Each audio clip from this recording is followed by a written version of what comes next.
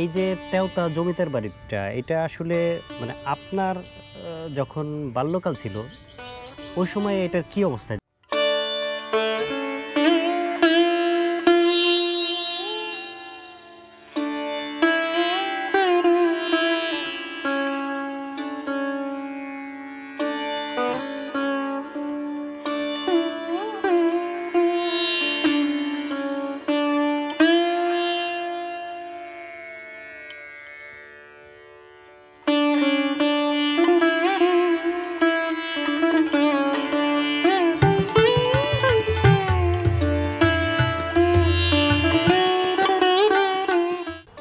তেওতা জমিদার বাড়ির সামনে থেকে শুভেচ্ছা জানাচ্ছি আমি সুমন। আপনাদের সবাইকে স্বাগতম জানাচ্ছি সুমন ডকুমেন্টারি ইউটিউব চ্যানেল এবং ফেসবুক পেজের পক্ষ থেকে। আজকে আমরা চলে এসেছি তেওতা জমিদার বাড়ি। এই জমিদার বাড়িতে এক সময় ছিল জমিদারের জৌলুস, ছিল জমিদারের সেই চাকচিক্য ভরা এই ভবনগুলো, কিন্তু আজকে তার কোনো কিছুই নেই। না আছে জমিদারের সেই দাপট, না আছে এই বিল্ডিংয়ের সেই চাকচিক্য। এখানে কারুকার্য খচিত যে ভবনগুলো ছিল সেগুলো কিন্তু এখন আর আগের মতো নেই। সেই কারুকার্যগুলো ভেঙে চুরে ক্ষয়ে পড়ে যাচ্ছে। সরকার অথবা প্রত্নতাত্ত্বিক বিভাগ থেকে এটার কিন্তু কোনো রক্ষণাবেক্ষণ এখন পর্যন্ত করা হচ্ছে না। হ্যাঁ, একটা ভবনকে করা হয়েছে, ওই পাশের যে সাদা বিল্ডিংটা রয়েছে সেটার কিছু অংশ প্রত্নতাত্ত্বিক বিভাগ কিছু একটু রক্ষণাবেক্ষণ করেছে, কিন্তু পুরো 3-4টা ভবন রয়েছে, সেই ভবনের কিন্তু কোনো অংশই সরকার থেকে কোনো অ্যাকশন নেয়নি এটাকে রক্ষণাবেক্ষণ করার জন্য। কত সুন্দর কারুকার্য খচিত এই তেওতা জমিদার বাড়ি। আমাদের জাতীয় কবি, আমাদের বিদ্রোহী কবি কাজী নজরুল ইসলামের একসময় এইখানে পদার্পণ ছিল। প্রমীলা দেবী এবং কাজী নজরুল ইসলামের প্রণয় ঘটেছিল এই প্রাঙ্গণে। এখানে একটা বকুল গাছ ছিল, সেই বকুলতলায়। আমরা শুনবো আজকে কিছু অজানা কাহিনী, যেই কাহিনী এখন পর্যন্ত এই তেওতা জমিদার বাড়িকে নিয়ে কেউ বলেনি। সেটাই শুনবো আজকে আমরা এই গল্পে। তো এই যে তেওতা জমিদার বাড়িটা এটা আসলে মানে আপনার যখন বাল্যকাল ছিল ওই সময় এটার কি অবস্থায় দেখছেন, কীরকম ছিল ওই সময়? ওই সময় ভবনগুলো ভালো ছিল, অনেক জিনিসপত্র ছিল, জানালা দরজা সবই ছিল, ঠিক আছে। পরে আস্তে আস্তে আস্তে জনগণ জানালা দরজা সব মানে প্রতাপ যখন পর্যায়ে এরকম প্রতাপশালী যারা থাকে হ্যাঁ ছাপাইয়া নিছে, এই ধরনের যে যেভাবে পারছে আর কি, যে যেভাবে পারছে নিতে নিতে সব শেষ। এখন এই খালি ভাঙাচোরা ভবনই পড়ে আছে, কাঠামোটাই শুধু রয়ে গেছে। মানে আপনার যখন যৌবনকাল ছিল তখন এটার মোটামুটি একটু ভালো কন্ডিশনেই দেখছেন? ভালো কন্ডিশন মানে খুবই ভালো ছিল, খুবই ভালো ছিল। তো এটা লোকমুখে শোনা যায় এই জমিদার বাড়িটাতে নাকি কাজী নজরুল ইসলাম আসতেন বা এখানে থাকছেন, এরকম। এই বিষয়টা আসলে কতটা সত্য আপনি? না, উনি থাকতেন না এখানে। আচ্ছা, আমি যতটুকু জানি এবং দেখছি। আচ্ছা, উনি মাঝে মাঝে আসতেন। হ্যাঁ, কিন্তু নাইট স্টে করেনি কখনো? না। আসতেন এখানে কার কাছে আসতেন? ওই প্রমীলা দেবীর কাছে আসতেন? প্রমীলা দেবীর কাছে আসা বলতে কি, প্রমীলা দেবী তো এই জায়গার মেয়ে না। প্রমীলা দেবীর বাপ দাদা দেশ হলো কুমিল্লা। তাহলে এইখানে কেন? তাহলে এখানে কেন সেটা বলি। প্রমীলা দেবীর বাবার নাম হলো বসন্ত সেন। আচ্ছা, ওই বসন্ত সেন হলো এই জমিদার স্টেটে চাকরি করতো তৎকালীন সময়, তখন তো জমিদারি আছে। এই চাকরি করতেছে তখন ওনারও যৌবন বয়স, বিয়ে শাদী করে নাই। সেই সময় এই জমিদার বাড়ি খুবই একটা বাড়ি ছিল, এদেরই শরিক টরিক হইতো আর কি। যাই হোক, ওই ফ্যামিলির থেকে একটা মেয়ে ওই বসন্ত সেনের সাথে বিয়ে দেয়। আচ্ছা, বিয়ে দেয় এবং ওই বাড়ির একটা অংশ হইল 31% জায়গা ওই প্রমীলার বাবারে দিয়ে দেয়। আচ্ছা, যে মেয়েটা বিয়ে হয়েছিল তার ভাই, ভাই সেও আবার এই জমিদার স্টেটে চাকরি করতো। আচ্ছা আচ্ছা। উনি ছিল জলার তহসিলদার। এইভাবে বসন্ত সেন এখানে স্থাপিত হয়ে গেল। প্রমীলা দেবী এখানে থেকে পড়াশোনা করছে। ওই নজরুল সাহেব আসছেন এখানে, এই যে এইখানে বিশাল একটা বকুল গাছ ছিল, বকুল ফুল এই পুকুরটার পাশে, এই যে এইখানে এই রাস্তা মানে মাঠটা যেখানে আছে, রাস্তার এই পাশটা, এই পাশটায় আচ্ছা বিশাল একটা বকুল গাছ ছিল। নজরুল সাহেব আসছে, ওই ঘাটলায় বসছে, হয়তো তার কবি যাই এগুলো একটু লেখাটেখা করছে। হ্যাঁ, এইভাবে আস্তে আস্তে প্রমীলার সাথে দেখা সাক্ষাৎ হয়। দেখা সাক্ষাতের মাধ্যমে দুইজনের একটা মহব্বত সৃষ্টি হয়ে যায়। যখন মহব্বত সৃষ্টি হয়ে যায় তখন তো সব সম্প্রদায়েরই সামাজিক একটা কঠিন ছিল। সামাজিক একটা মর্যাদা থাকতে হবে এবং সামাজিক একটা যে নিয়ম নীতি সেটা মাইনা আগাইতে হবে। হ্যাঁ, তো এই সামাজিক যখন, তখন তো জমিদার আছে, সামাজিক চাপ যখন আসলো ওনাদের, সামাজিক চাপ আসলো, প্রমীলাটা হিন্দুর মেয়ে, নজরুল সাহেব একজন ইসলাম সম্প্রদায়ের মেয়ে। এই সামাজিক চাপে ওনারা চলে গেল কুমিল্লায়। প্রমীলা দেবী এবং তার পরিবার? না, শুধু দুইজন? হ্যাঁ, কাজী নজরুল ইসলাম এবং প্রমীলা দেবী, ওনারা কুমিল্লাতে চলে গেল। কুমিল্লাতে চলে গেল। আচ্ছা, কুমিল্লাতে যাওয়ার পরেও আমরা জানতে পারলাম, শুনতে পারলাম যে ওইখানেও সামাজিক একটা চাপ শুরু হয়েছে, তাদের সইতে হয়েছে। হ্যাঁ, তাদের সইতে হয়েছে। এখান থেকে ওনারা চলে যায় কলকাতায়। কুমিল্লা থেকে কলকাতা চলে গেল? কলকাতা চলে গেছে।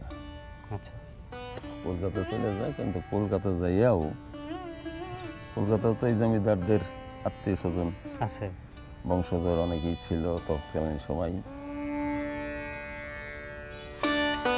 ওইখানে যাইয়া ওনারা স্থান পান না।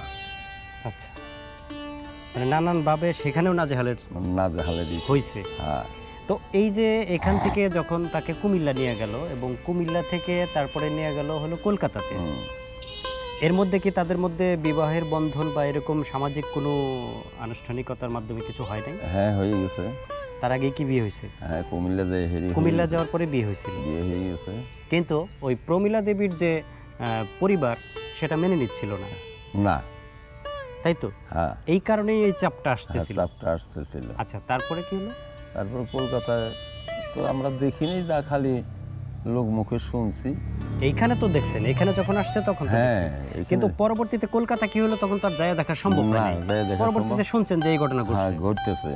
জি, তখন উনি আবার নজরুল সাহেব তো যে বিদ্রোহী কবি, ঠিক আছে, উনি সবার বিরুদ্ধেই লেখে।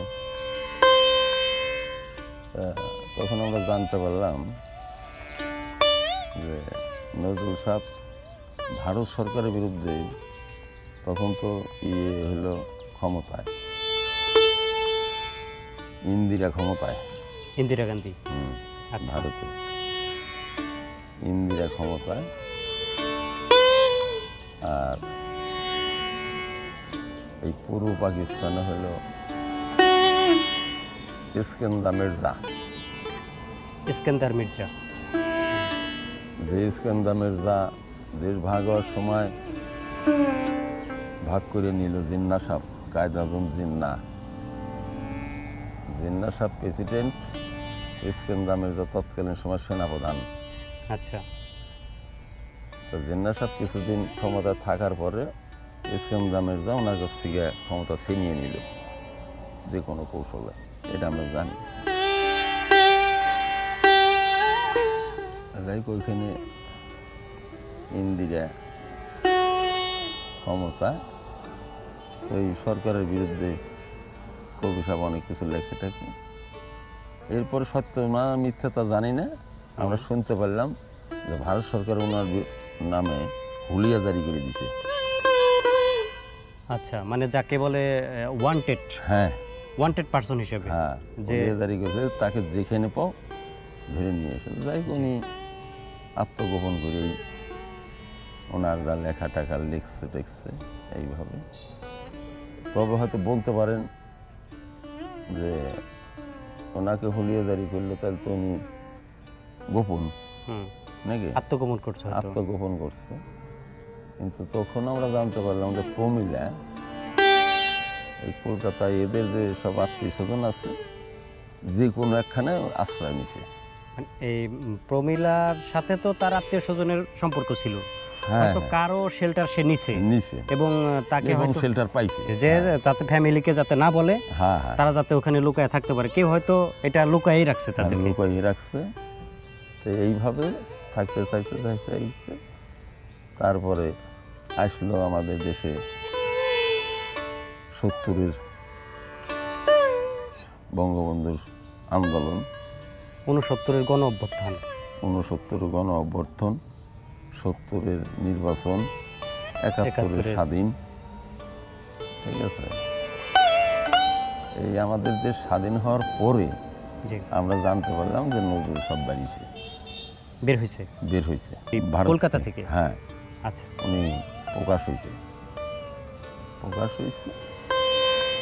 তো যখন বঙ্গবন্ধু ক্ষমতায়, আমরা জানতে পারলাম যে বঙ্গবন্ধু ওনাকে জাতীয় কবি হিসেবে স্বীকৃতি দিয়ে ওনাকে বাংলাদেশে প্রত্যাবর্তন করে। হ্যাঁ, প্রত্যাবর্তন করে। না, আপনি তো অনেক কিছুই জানেন, কারণ হলো সেই কাজী নজরুল এইখানে আমাদের বিদ্রোহী কবি এবং জাতীয় কবি, সে এইখানে আসছে, এই বাড়িতে আসছে, হয়তো থাকতে পারে না, কারণ তখন থাকবে কিভাবে, তখন তো আর সে এখানে বিয়ে করে না না না, তখন সে আসছে তার ভালোবাসার টানে, এইখানে আসছে হয়তো প্রমিলা দেবীর সাথে দেখা করার জন্য। এই বাড়িতেও আদৌ ঢুকতে পারছে কিনা সেটাও না, ঢুকতে পারে নাই, কারণ একটা ফ্যামিলিতে ওনাকে স্থান দেয় নাই। এবং স্থান দেয় নাই কারণ আমি মনে করি যে কবি নজরুল উনি তো তখনকার সময় এত ফুটন্ত মানুষ না। যদি ফুটন্ত হইতো তাহলে হয়তো অবশ্যই এরা মেনে নিত, ওনারে মূল্যায়ন করতো। ঠিক আছে, এইটা আমার একটা তখন তার হলো অগ্রগতির সময়, কিন্তু অগ্রগতি ফুটে নাই, না কলি অবস্থায় ছিল। হ্যাঁ, তবে এখন এই যে অনেকেই বলে যে প্রমিলা এই তেওতারি মেয়ে, না, এটা সঠিক না। এটাও একটা গোপনীয়ভাবে এটা কাগজ কলমে নাকি করা করছে, যার ধরনের এইখানে এই যে মোড়াটা করছে। এবং এখানে সরকারি একটা অনুষ্ঠান হয় প্রতি বছর একবার। কি মাসে হয় সেটা? বাংলা জ্যৈষ্ঠ মাসে। জ্যৈষ্ঠ, তার মানে যে হয়ে গেছে আর কি, 2 মাস আগে হয়ে গেছে। কি অনুষ্ঠান হয় সেটা? কাজী নজরুল এবং প্রমিলাকে নিয়ে? হ্যাঁ, মানে একটা মেলার মতো কোনো? মেলার মতো, মানে ওই ডিসি সাহেব আসেন, এটা ডিসি সাহেবের মাধ্যমে হয়। আচ্ছা, আর সব উপজেলা টেলা জেলার কর্মকর্তারা আসেন এইখানে। ওই সাংস্কৃতিক একটা ব্যবস্থা করে, সারাদিন গান বাজনা হয়, বিভিন্ন জায়গায় শিল্পী টিল্পী আসে। এই কাজী নজরুল ইসলাম এই ভবনটাতে ঢুকতে না পারলেও সে কিন্তু পুকুর ঘাটে কিন্তু ঠিকই বসছে। হ্যাঁ হ্যাঁ, এটা তো সত্য। হ্যাঁ, এটা সত্য, মানে ওটা আমি চোখে দেখছি। জি জি, ওই ঘাটে বসছে। ঠিক আছে, আবার ওই যে কথা বললাম যে ওই এখানে বিশাল একটা বকুল গাছ ছিল। জি, ওই বকুল গাছ নিয়েও তার একটা লেখা আছে, এই বকুল গাছের নিয়েও তার একটা লেখা আছে। বকুল গাছের ফুল পড়তো নিচে, জি, ওটা উনি টুকাইতো, টুকার ঘিরান শুনতো। এগুলো আমাদের দেখা, ছোট জীবনের দেখা জিনিস আর কি। তার মানে আপনি অনেকটা সৌভাগ্যবান ব্যক্তি যে আমাদের জাতীয় কবি, বিদ্রোহী কবি কাজী নজরুল ইসলামকে সচক্ষে দেখেছেন। এইখানে সে আসছে, এই বাড়িটাতে প্রমিলা দেবী থাকতো, সেই বদলতেই তিনি আসছেন তার ভালোবাসার টানে। এবং হয়তো এই বাড়িতে সে না ঢুকতে পারলেও ওই পুকুর ঘাটে এবং বকুল গাছের নিচে অনেকবারই সে এখানে সময় কাটাইছে হ্যাঁ, এবং সময় আপনারা কাটাইছে। ওই বিষয়গুলো হ্যাঁ প্রত্যক্ষ করেছেন হ্যাঁ, নিজ প্রত্যক্ষ চোখে। করছি।